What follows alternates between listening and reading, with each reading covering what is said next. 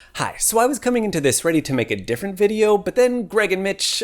Oh, Greg and Mitch. Okay, so the two of us have been having this debate for a long time over which is actually better, classical music, which is, perfect, or pop music. Ugh. Hi, welcome to the Listener's Guide. I'm Steve. I've noticed that there are some YouTubers, especially science YouTubers, who like to talk about music and could use some input from a musicologist. So welcome to the first ever episode of Get Musicologized, where I use my skills to intervene in problematic discourses and offer nuanced critique that will hopefully flesh out the discussion. Okay, I know you've stopped listening, which is why I'm just gonna say that they're gonna get musicologized. So in their video, Greg and Mitch ask the age-old question: why do you like listening to such bad music? Fortunately, Canadian music critic Carl Wilson already wrote a whole book about this called Let's Talk About Love: Why Other People Have Such Bad Taste. He was talking about people hating on Celine Dion, but it really works with any kind of music. One quote really stuck out to me when I read the book. Wilson says, "Musical subcultures exist because our guts tell us that certain kinds of music are for certain kinds of people. The codes are not always transparent. We're attracted to a song's beat, its edge, its warmth, its idiosyncrasy, the singer's je ne sais quoi.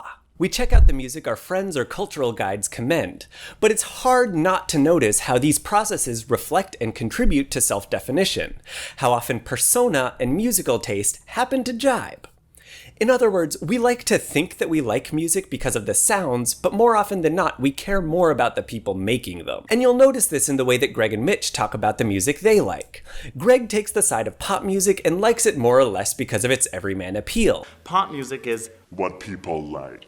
But Mitch takes the side of classical music because of its personal and health benefits. One thing they don't talk about at all in the video is specific sounds, like instrumentation, volume, rhythm, or even text. You'd think in debating the quality of music, they'd be really interested in sound, but yeah, they talk about pretty much anything else. One thing that Mitch does say about the sound of pop music is... pop's just the lowest common denominator. The words low and common are no coincidence. The debate they're having is as old as time. More or less, they're arguing which music is more culturally valuable than the other. Pierre Bourdieu did a study of French culture in the 1960s and discovered something that shouldn't really surprise anyone. Your knowledge of and preference for classical music is closely related to your class. When Mitch says that pop music is the lowest common denominator, it's really a criticism of class. This music is for those people who wouldn't know quality if it punched them in the face. His appeals to classical music have a similar bias toward middle and upper class values: individual health, success, creativity, and intelligence. Greg clearly doesn't find himself a member of the tribe, though, because he states repeatedly how nobody listens to classical music and that classical music is dead. Classical music is dead. Now, of course, neither of those are true and would require at least a year's worth of videos to tease out, but that's not really what he's saying anyway. Greg considers himself a member of the pop music tribe. What Mitch considers to be the lowest common denominator, Greg turns into a positive, instead thinking of it as a shared culture with a broader audience. He likes that the music is familiar, easy to find, and popular. Whereas Mitch values the introversion and creativity of classical music, Greg says that pop music listeners are more outgoing and harder working.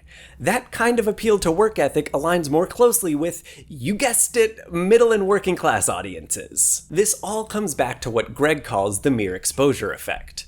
People like the music that they're familiar with, and the music that they're familiar with is the music that they're exposed to.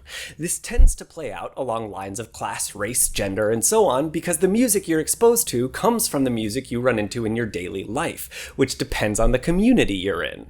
We express our identities in the way that we choose music to listen to. Going back the other direction then, a debate over which music is better ends up being a proxy war for which identity is better. And this is where I get really uncomfortable when people start to study music scientifically without thinking about cultural influences.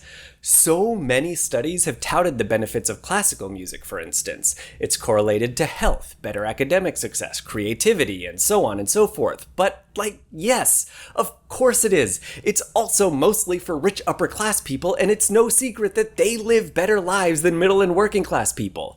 And historically, when classical music has been introduced as a way to uplift communities, it ends up just being a nice way of saying that the ruling class is erasing local culture to force assimilation, and that's really gross. So I realize that I've been dunking on Mitch's points more than Greg's, but that's also because I'm a member of Mitch's tribe and I feel a sense of responsibility.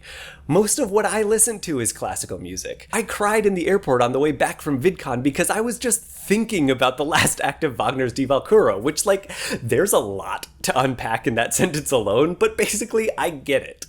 Most of what I want to do on this channel is to celebrate music and the people who make it. And because of my own tribe, I'm most comfortable talking about classical music. But I really want to be able to celebrate it without dunking on someone else's tastes, because I'm deeply aware of how close that is to their identity. Basically what I'm saying is, be nice to each other and let people like what they want. There's no such thing as bad music, just music you don't understand because it's made for other people. And other people are allowed to be different from you. We could all use that reminder every once in a while. So instead of commenting what music you like best, here's my challenge to you.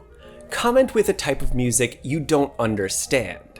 Look through the other comments and find music you do understand, and try to give a few tips to the commenter to help them find out more.